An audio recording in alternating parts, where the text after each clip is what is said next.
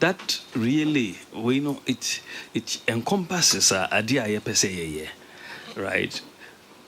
Through the leadership of service, Nana Akufo-Addo is really a servant leader, and he's done so much.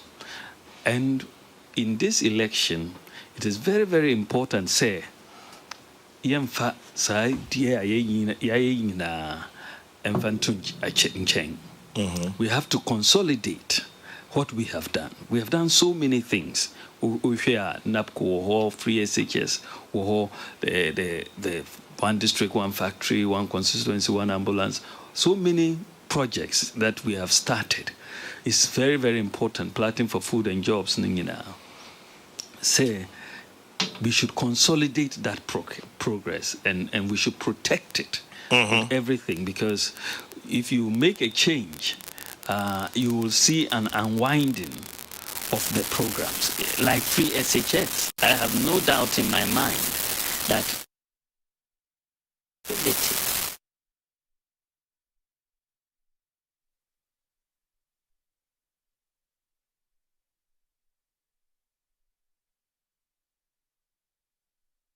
the credibility and sincerity of the NDC on free SHS cannot be trusted.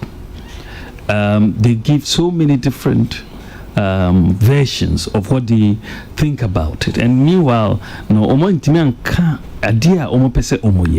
as far as free SHS, they say they will review. What does it mean? Review, no? But bring a policy. This has been in place for the last 4 years. So now what I said, Mayor ABC. Now it's interrogating. But you say you review, it doesn't make sense. They said that they will restore teacher training allowances and nursing training allowances. But then they said that they released it. That means you've cancelled the grant. You cannot say you haven't cancelled it. This is even in English language, it's a simple understanding. The cancellation of a grant is not the same as introduction of a loan, right? Because the two are not the same. So their credibility, they will say anything that they think they need to say to win an election. So even things that they have brought into being, they are trying to go back on some of those things. So we cannot risk our progress. And so the major part of this manifesto was part of let's protect the progress, because the manifesto the first part of it is accounting for our stewardship. So we go sector by sector. Kwami, yes, we have put together sector by sector a list of almost 350 achievements that we have in all of these sectors, over in the 289 categories. You can count about 350 achievements of this government in all the 17 sectors that we analyze in the manifesto. And they are so impressive. And there's sector by sector, you can see how much better we have performed. And so all of this progress that we are making in every sector that we can think of, we need to protect that progress in the interest of our people. So many people will be at risk if we allow the NDC to come into government with a very unclear program and an a program that is not credible, because their record is a bad one across the board that they are talking about. I can't see a sector where their record is better than ours. I can't. So why give up? We're creating more jobs. We're stabilizing the economy. We are growing agriculture, everything. So why change when you have something that is better than what was before, and the same old person wants to come back? So, we talked about accounting for our stewardship, protecting our progress. But then now we also in this manifesto talked about the impact of COVID and what we are trying to do to recover from the impact of COVID, and the CARES program that we have, COVID alleviation, revitalization of enterprises, strategy that we have, project that we have, to try to revitalize a lot of enterprises that have been affected by COVID. And we have that in the manifesto. Then we go to the final part of the manifesto, the two parts where we are looking at transformation and getting accelerated growth. And until the digitization, creating a digital economy, and how we want to do it in terms of reducing taxes on some of the digital devices, expanding broadband, and then creating these interlinkages created between the digital infrastructure already. So we want to let this country become the hub of digitization and a digital economy in West Africa. And then we also want to look at building the private sector to support accelerated growth. A lot of what we want to do, we want to do it in partnership. Private sector no yakabum na itimi eye jumanu bebre, and we have a number of policies that we want to do. One is the human capital side, education. Kwami, yes, sir. Unim say ye manum 1.2 million what senior high school. Mu bebre bepe say call university. No great. But we hear say and also ebeha adwin kakra because of the cost of going. So parents 70 senior high school fees now. Omobaye then no betimi tia universities dear. So you per se the new policy to allow say tertiary institution the opportunity say obetimi loan kono is there, and then when you finish you pay back. And now see no guarantor no. No guarantor, because guarantor system a deprive nipa bebre omuntimi nko because omuntimi nya obi a obeba ba guarantee ama omo because obi ne pension on pese odidi agro. But if I say ya ma national ID card obi a obi, and national ID card yiso nyame adom ebeya o tin number and also nyame adom ebeya o social security number. So once you have the national ID card o system no. So uji busia government ma busia for school fees uye na oye juma ubetime tua kakra. Mr. Vice President Patrick Gina Hwana mimisa question back was particularly hwehwemu no yekopie krate biso senior lecturer University of Ghana Department of Political Science or say abayama 2-year period according to your manifesto. Say guarantee and bit media your budget bosiani de betua. Now your friend Dr. Isaac Owusu Mensa on Wednesday in Amwa and a Kasai or Joy FM or say not everyone who completes his or her tertiary education immediately finds a job. Many beneficiaries might not be able to raise enough money to pay for the loan within the given 2-year period. I think or say even though he lauded the policy or Wabasu said a good idea. Misunderstood it. I'm explaining. So the policy is that, and in fact that is exactly what we realize. You see, yama loan no ubiya national service 1 year. Right? And then after national service no so grace period of another year before you start paying, and hopefully by then so you essentially have 2 years after finishing. One, you do national service, the other is a grace period, and then you start paying. right? And you pay over a period of time.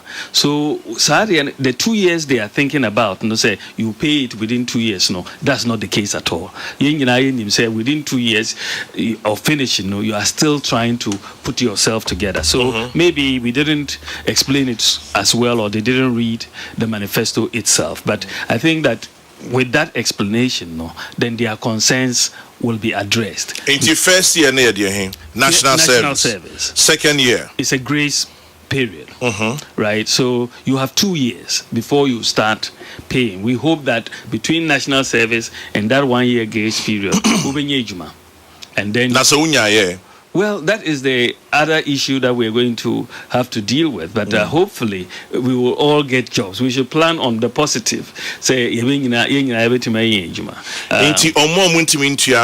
allowance will be 5% might slip through, 10% might slip through. I think for any financial program, yes, you have to make those allowances. Any, whether it's a bank or non-bank, that some people may not meet up. Any day it's also. But what is going to happen? Why we think it's so important with the structure that is being put in place, and say it becomes sustainable. Because it becomes almost like after a few years, maybe 5 years or so, it becomes, say, a revolving fund. Because those who are now paying back, then we'll be using that to give new loans to people coming on board. But the guarantor system making sure, say, at least yes, but it was also denying a lot of people education. A lot of I talked to the Student Loans Trust a while before we guarantee. Yes, because in NIPA, you're guaranteeing essentially with your pension, and a lot of people were not willing. So people were leaving, were not going to university simply because omunya guarantor. That was all. It was a big issue for them. So we believe that this is one of the benefits of digitization. The digitization gives us your national ID, and we can track you in the system. One way or the other, you will account for it. You pay, But because you can't, your NHIS, your SNAIT, your everything will be linked to your digital ID, and that alone is sufficient for us in terms of replacing the guarantor. Well, I hope we will answer those questions. Now, how about the issue of rent? In Chechemu to say. Yes, rent also a high dream because nipa pi omuwie school no omu juma omunye juma no pe omu pe accommodation. Yeah, omu pe baby ada. Na o konya accommodation yi na obi say for 6 months and 2 years simple advance bre. Now unyen start juma yi. You don't have any savings. Now, you must 6 months and now 2 years advance. It's hard, a high thing. You share best practices from around the world. Yeah. Me share that core rent control board. Say because idea as far as the rental issue coso. Now policies are say. We'll have a national rent, allowance scheme.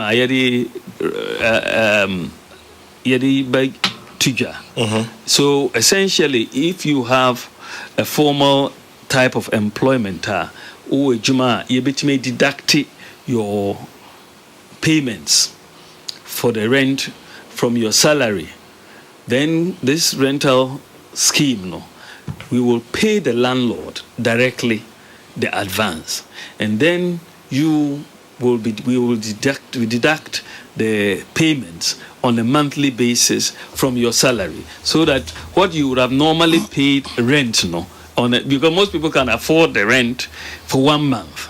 Is the 6 months or 2 years advance now a hygiene. So what you would have normally paid, for 1 month, that would be deducted at source. But Mr. Vice President, say advance, rent advance, technically is against the law. So 2 years at the end, it's against the law. That's also a good way of enforcing the law. Because we are going to get a database of all the landlords with their digital addresses. You see, so you will now have to work within the law. So essentially, the law says 6 months. This is what I understand. So we will be dealing with landlords on that basis. But you're going to try to, because what is happening, let's say, Kwami, yes, sir. There's what we call a market failure. The landlords are worried that this person, if you give him this room or this apartment, they are going to stop paying. And then you have a difficulty of not because of getting them out. So they then try to ask for long advance payments so that they can have some security. Meanwhile, the tenants too don't have the capital. Almost need capital, no. Tenants no, almost need capital, no. So there's a market failure.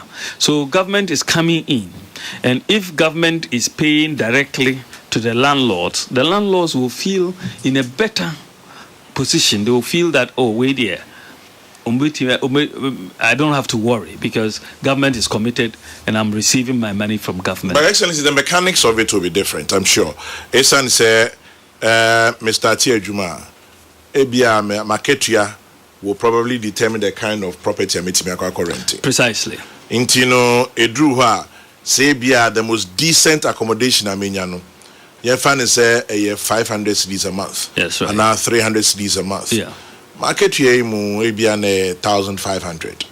Inti some mechanics no. So you drew how are we going to work that out? Well, I think they will work it out, but I think that it's your income must be able to support your rental payment. Otherwise, you see what I mean? You 12,500 now, rent 2,500. So it's in but if you are 12,500 now, 100 and now 200. So we also end up having to cut our coat according to our size.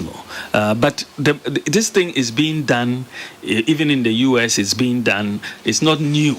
So the mechanics of it is not a problem. Nyamiadum will put all of that together. But it's very important. There's a big problem with rent advance and getting accommodation. So government is coming in with this scheme to help people get access to soft loans. And we'll work with the private sector on this. Soft loans to be able to rent. So instead of paying 6 months advance, you just pay monthly payments, and that will be very, very important. Vice President of the Republic of Ghana, Mahamudu Bawumia and Nawaha Anope. Let me say, for us at Kokroko, we're also proud. It's the very first time a sitting Vice President has honored us with his presence on this show. And if you first or running mate, say or a vice president, when you are Jim. Yakikan Sembebre, Yaka economy, Yakanyama Bebre, Amasi say Ababi drew NPP manifesto, I copy Cape Coast. Now, Nemeni be free mobile, this issue about rent and the mechanics, student loans, and the issue of no guarantee. Now, Muslim free Wi-Fi. How feasible is that? Oh, it's very feasible. The process it has begun. The contract has been awarded. The process has begun. So where? Ministry of Education. So for senior secondary schools, there are two processes actually going on. Kwami, unim say ECG, or more fiber across the country. Yeah. I didn't know that. For the electricity wiring is almost everywhere. Almost meter no. Almost fiber. Nam from Asasiasi. So. In the context of what we were investigating for free Wi-Fi, we found out this, and so the Ministry of Education is has engaged a contractor for the free Wi-Fi for the secondary schools. And that program is all secondary schools? All secondary schools. All. Do we have the capacity? Yes, we do. Oh yes, Nyamiadum. It's just Wi-Fi. Veep, are we just dreaming big for the purposes of dreaming big, thinking big for? And No, I said there's a that, concrete. But the point is that, as I said, if you get to the point, because we've talked to a number of potential service providers, and the Ministry of Education has chosen one of them, right? And this is not rocket science. Having Wi-Fi in a place is not rocket science. Other countries have done it. But sometimes your minds not a limited kakra. We always think that some things are impossible. You know, that's how, but these things other countries have done it. We can do it. It's not, if you can have electricity in your home, we can also have Wi-Fi in schools. There's no problem. So, I know, and then the ECG is working on about 13 tertiary institutions. That to bring in the free Wi-Fi. So the ECG is working on that side.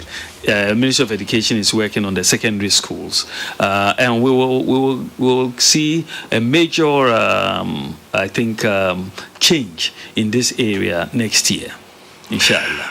Interesting. Let me look at two other areas and then slowly in housing. Yeah.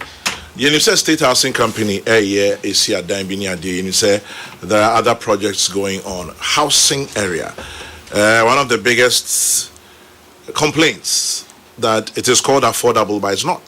Ampa. Mr. Vice President. Yeah, thank you very much. A manifesto no more. The housing sector is where we have tried to attack this thing from a three-pronged approach. Which says, first is that there are a lot of people who cannot buy homes.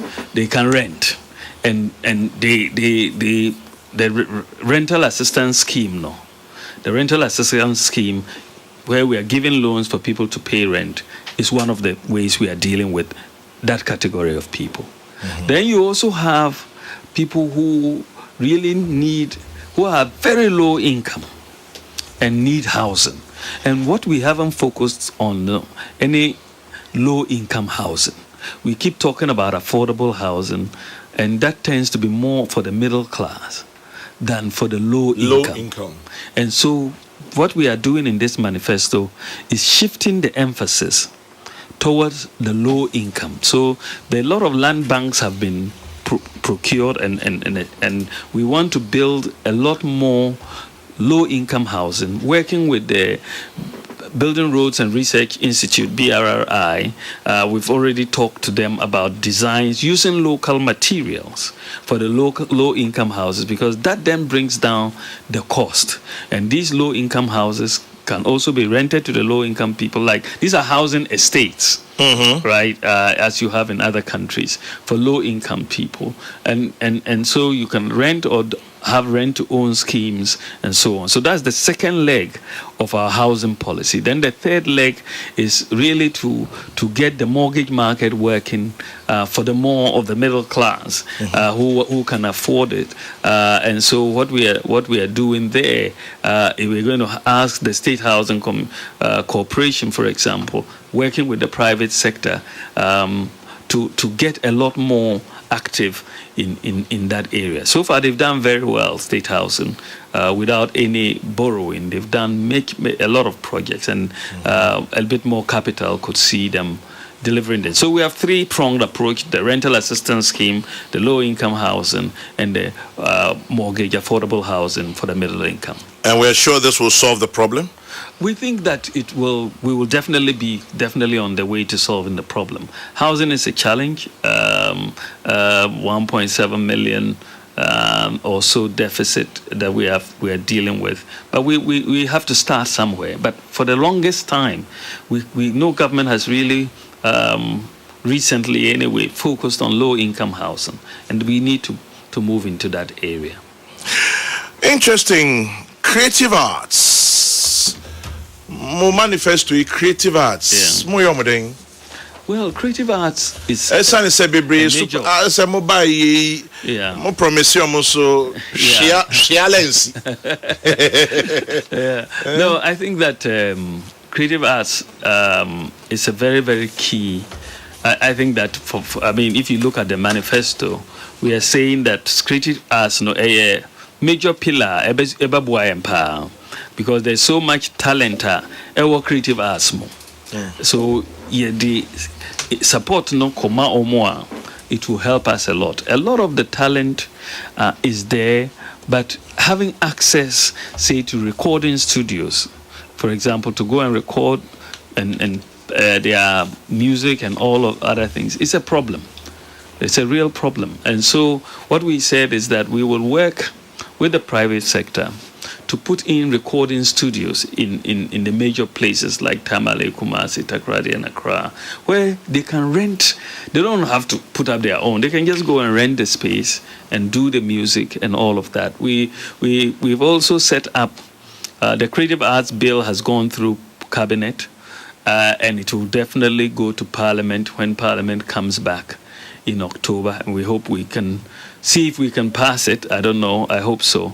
But the Creative Arts Bill is going to create a Creative Arts Fund, right? And that will also help the creative arts. Recently, when the mid-year budget review was done, you saw that the creative arts was given, I think, close to 50 million Ghana cedis to help cushion them from the impact of COVID, you know. So I think that we need to do this and also continue and also build theaters. Like we have said, we want to build a theater in Kumasi, we want to build a theater in Tamale, we want to build a theater in Takoradi, and so on. When will it start? Because we want to build it here. Yeah. Respectfully, it's a manifesto. No, I don't know. The manifesto is your intention to build. So we are declaring that intent, but we are saying specifically, say, creative arts, no, we want to give it a focus. We want to consider it as a major growth pool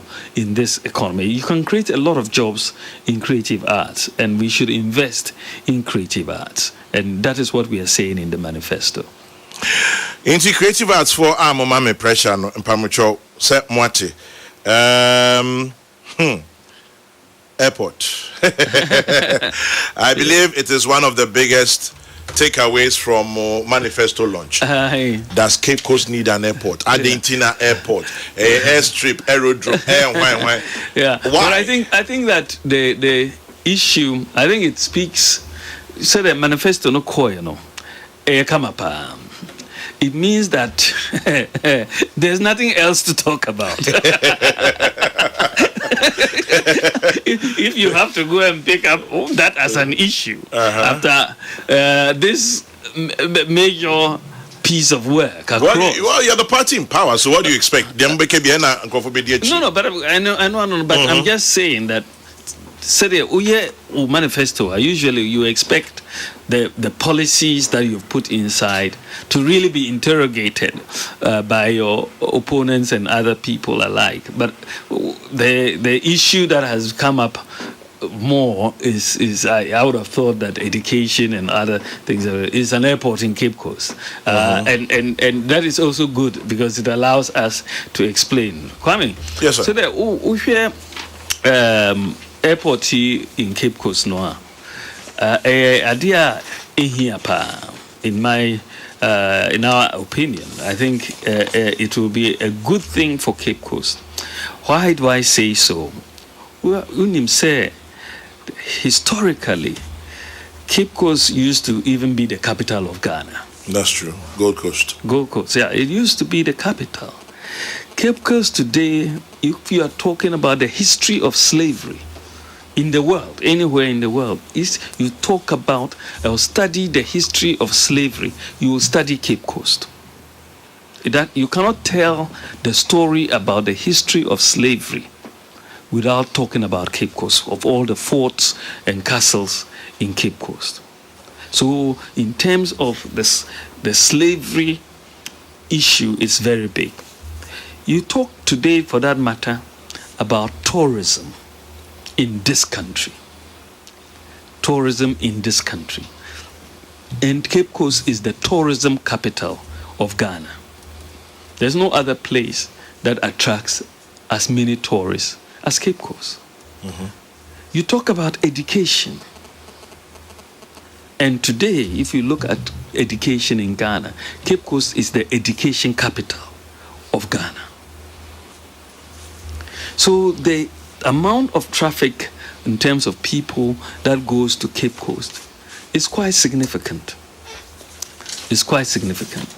And so if you are looking at trying to put in place infrastructure, say the infrastructure ebe boost the economy of Cape Coast, you have to look at it long term.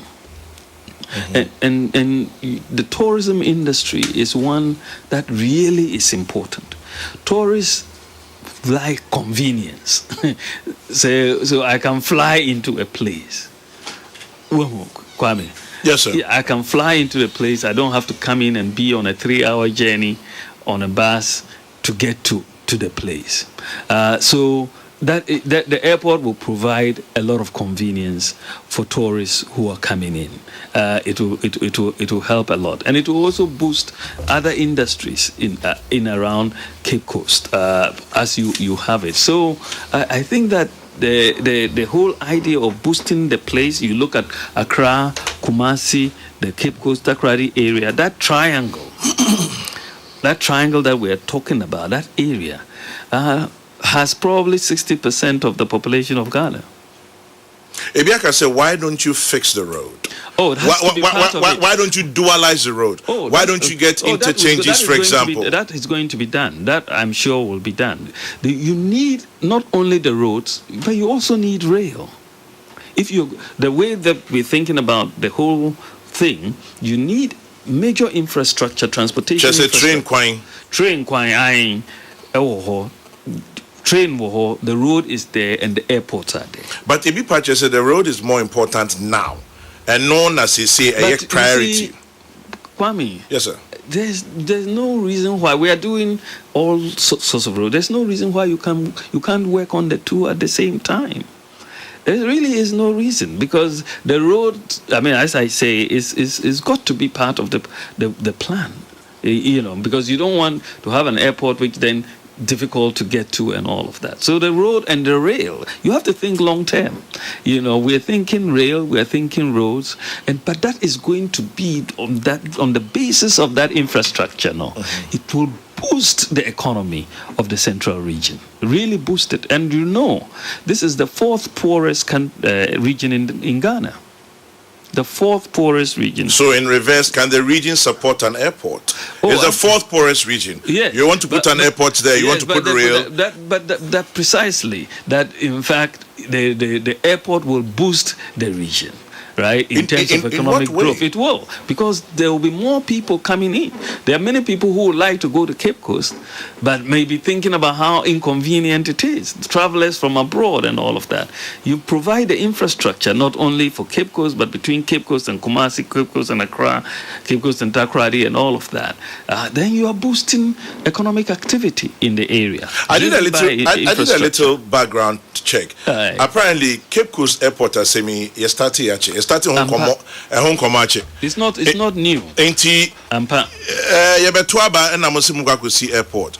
Is it a vote catching buying gimmick? Oh, no, that cannot be the because this conversation has been going on for more than 20 years. Yes, and so I mean, as you said, so many things have been going on for more than 20 years in Ghana, but the time has come for us to put that as a key policy to undertake, a key piece of infrastructure. Of course, you're going to try to get this done on a BOT basis, if possible, so that government is not really expending a lot of money in that direction.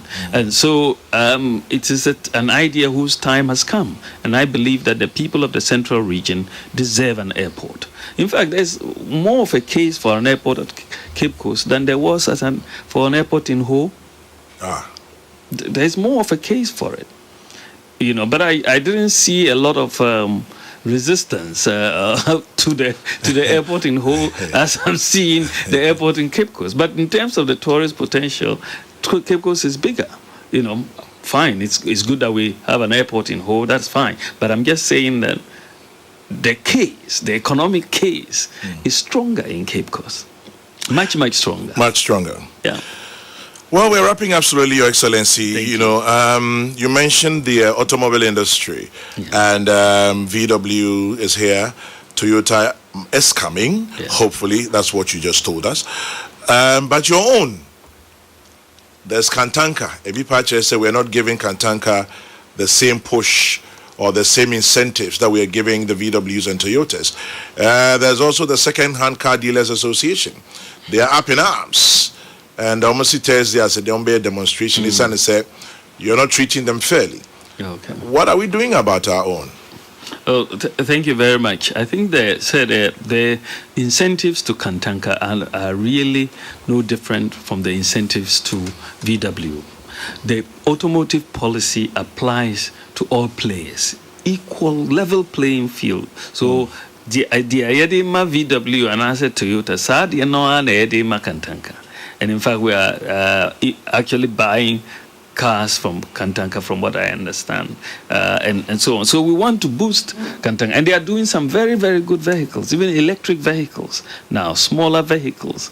And so it will be. And what we are also doing with the automotive policy is we are introducing a leasing arrangement so that there's an economy, so that people, whether they are bus drivers or trotro drivers or nurses or doctors, you can get your vehicle brand new in Ghana without having to pay import duty, and you pay for it over time through leasing arrangements. So, if you are a teacher and you don't have money, because you have the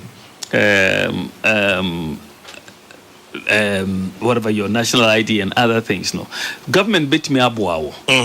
Now what car no for.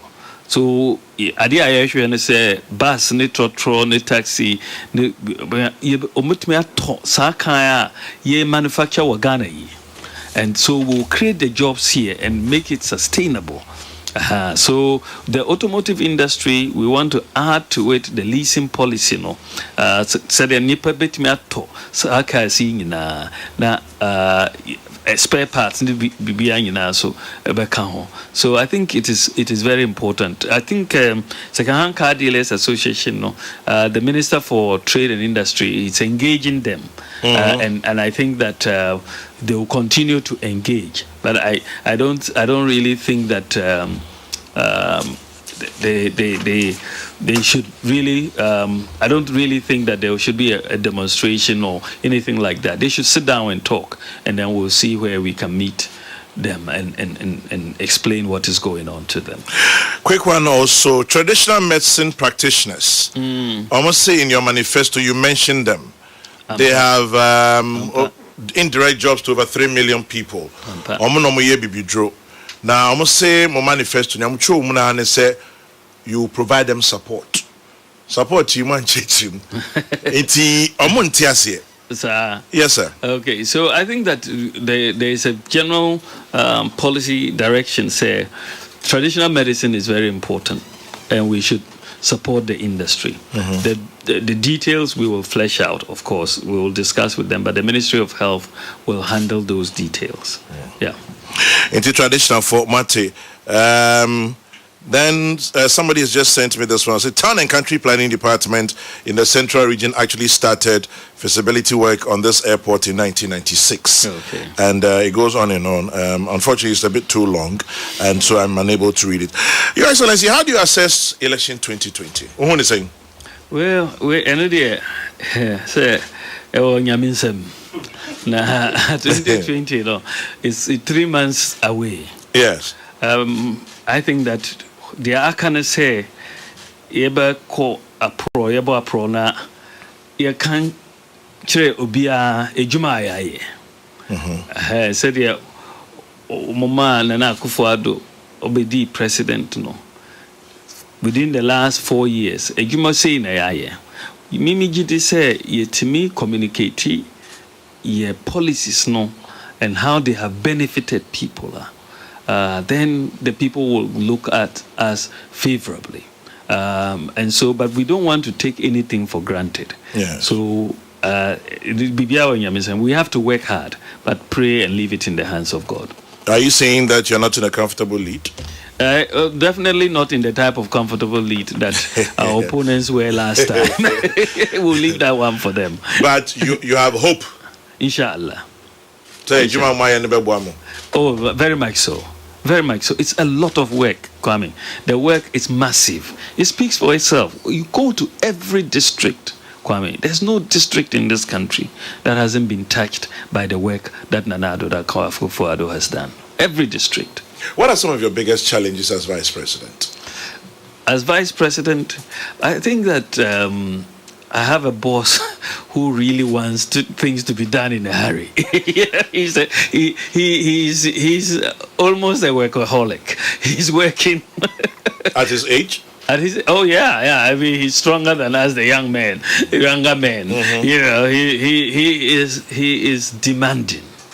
And is, you know, so of course it's something that we all have to work to. So you cannot relax. You have to keep going at it. You know, government is also very, very large, and you have to coordinate a whole lot of agencies to get certain things done. It can be a challenge, but it also helps us all know what is going on. So I think that the whole issue of wanting to deliver quickly, but sometimes government doesn't move as quickly as you do. You know, sometimes I realize in government that, you know, if you want something in 6 months' time, you should say you want it in 3 months' time. and so that way you can drive people. But I hear you also drive your people. You're not very different from your boss that you're complaining about. Well, he drives me, and I also have to drive somebody else.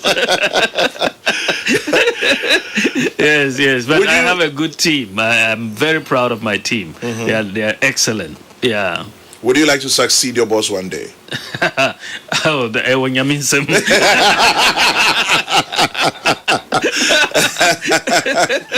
I'm very happy working for my boss. He's a great boss, and that is all I'm thinking about.